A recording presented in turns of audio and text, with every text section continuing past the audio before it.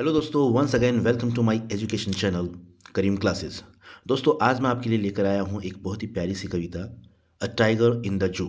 ये class 10th की first flight की थर्ड पोएम है, जिसे लेस्ली नॉरिस ने लिखा है। और इस पोएम में पोइट ने एक टाइगर जो कि चिड़ियाघर में कैद है और एक टाइगर जो कि जंगल में स्वतंत्र है, उन दोनों टाइगर्स की तुलना की है, कंपैरिजन किया है। तो चलिए इस कविता में इस कंपैरिजन को पढ़ते हैं, शुरू करते हैं। The poem This poem contrasts a tiger in the zoo with the tiger in its natural habitat। यानी ये पोएम तुलना करती है एक टाइगर की जो कि चिड़ियाघर में है और दूसरा टाइगर जो कि अपने प्राकृतिक आवास में रहता है, स्वतंत्र है। उन दो टाइगर्स की ये पोएम जो है तुलना करती है। The poem moves from the zoo to the jungle. और ये कविता टू द जंगल यानी चिड़ियाघर से जंगल की तरफ मूव करती है। यानी सबसे पहले इसमें चिड़ियाघर के बारे में बताया गया, फिर जंगल के बारे में बताया गया कि किस तरीके से एक बाघ जो है वो चिड़ियाघर में रहता है और किस तरीके से वो जंगल में रहता है।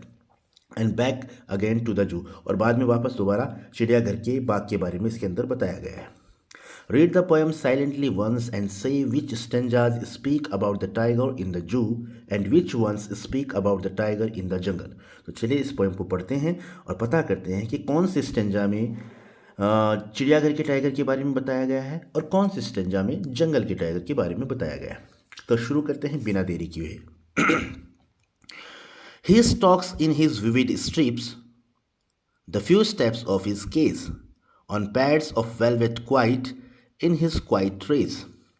तो इस स्टेंजा में, फर्स्ट स्टेंजा में पोइट लेस्ली नॉरिस बताते हैं कि जो चिड़ियाघर में कैद बाघ है, यानी फर्स्ट स्टेंजा में उन्होंने जो जू में कैद बाघ है उसके बारे में बताया है। और वो कहते हैं कि जो चिड़ियाघर में बाघ है वो अपने, यानी स्टॉक्स मतलब होता है विचरण करना, स्ट्राइप्स मतलब जो बाघ के ऊपर धारियाँ होती हैं उन्हें कहते हैं। पैड्स ऑफ वेलवेट यानी मखमल रूपी जो उसके गद्दीदार पैर है, पैड्स का मतलब होता है गद्दीदार पैर। और क्वाइट एज मतलब अपने अंदर गुस्से को समाये हुए, यानी शांत लेकिन जो गुस्सा है वो अंदर समाये हुए। तो इस स्टेंजा का मतलब ये है, ओवरऑल इस स्टेंजा में पोइट ये कहना चाहता है कि जो टाइगर है चिड़ियाघर में, जो कैद टाइगर है, वो अपने गुस्से को अंदर समाये हुए अपने मखमली पैरों पर, गद्देदार पैरों पर पिंजरे के सीमित दायरे में घूमता फिरता है। यानी उसके अंदर गुस्सा है लेकिन वो अपने गुस्से को शो नहीं करता और अपने मखमली पैरों पर पिंजरे के सीमित दायरे में वो घूमता फिरता रहता है। अब अगला स्टेंजा देखते हैं। He should be lurking in shadow, sliding through long grass, near the water hole where plump deer pass। Second stanza में पोइट बताता है कि ये यहाँ इस सेकेंड स्टेंजा में पोइट ने बताया है उस टाइगर के बारे में जो जंगल में स्वतंत्र विचरण करता है। तो पोइट कहता है कि जंगल में जो टाइगर्स होते हैं, जो स्वतंत्र विचरण करते हैं, जो स्वतंत्र होते हैं, वो क्या करते हैं, वो तालाब जलाशयों के किनारे मोटे ताजा जो हिरन आते हैं पानी पीने के लिए, तो उनकी शिकार करने के लिए वो छिप कर बैठ जाते हैं हमला करने के लिए। और जब वो आते हैं तो लंबी लंबी घास में वो सरकते हुए उन पर हमला करते हैं और अपना शिकार करते हैं। तो सेकंड स्टेंजा के माध्यम से पोइट यही कहना चाहता है कि जो टाइगर पिंजरे में कैद है उसे वहाँ होना चाहिए था, उसे वहाँ होना चाहिए, उसे शिकार करना चाहिए, उसे जलाशयों के किनारे छिपकर बैठना चाहिए हिरणों की शिकार के लिए।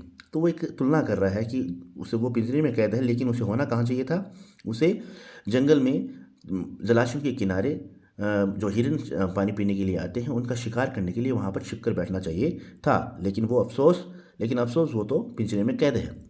थर्ड स्टेंजा में पोइट क्या कहता है। He should be snarling around houses at the jungle's edge, bearing his white fangs, his claws, terrorizing the village। यानी थर्ड स्टेंजा में भी पोइट ने उस टाइगर के बारे में बताया है जो जंगल में स्वतंत्र है। पोइट कहता है कि जो टाइगर जंगल में स्वतंत्र विचरण करते हैं वो अपनी दहाड़ से, स्नॉल मतलब होता है दहाड़ना, गुर्राना, अपनी दहाड़ से जो जंगल के किनारे पर जो लोग बसे हुए हैं उन्हें डराते हैं, अपने दांतों को दिखाकर उन्हें डराते हैं, अपने पंजों से उन्हें डराते हैं। क्यों डराते हैं? क्योंकि वो सक्षम हैं लोगों को डराने में।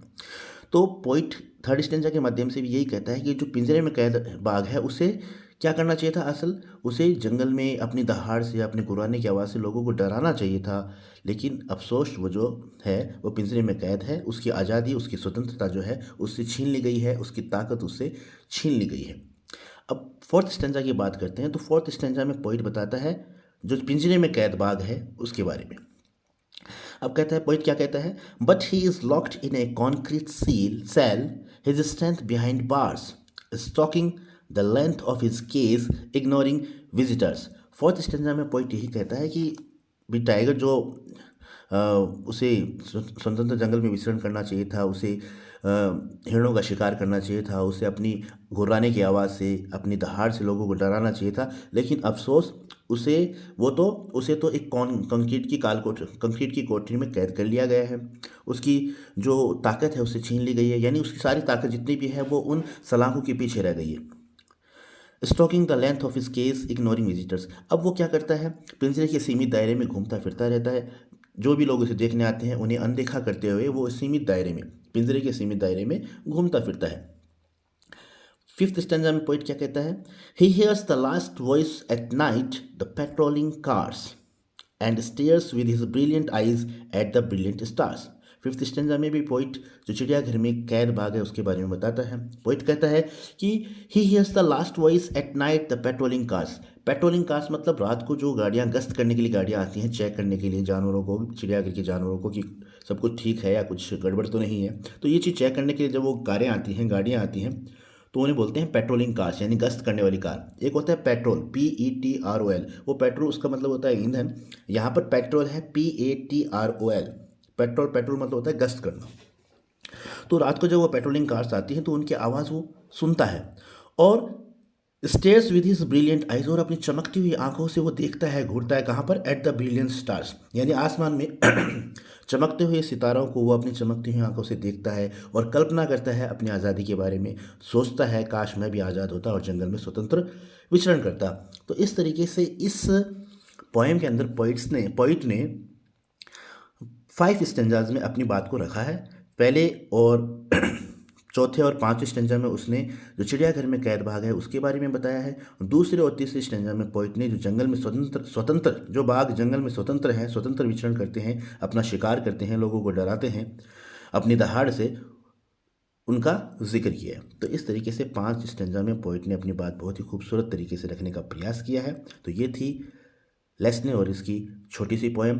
उम्मीद करता हूँ आपको ये पोएम अच्छी तरीके से समझ में आ गई होगी।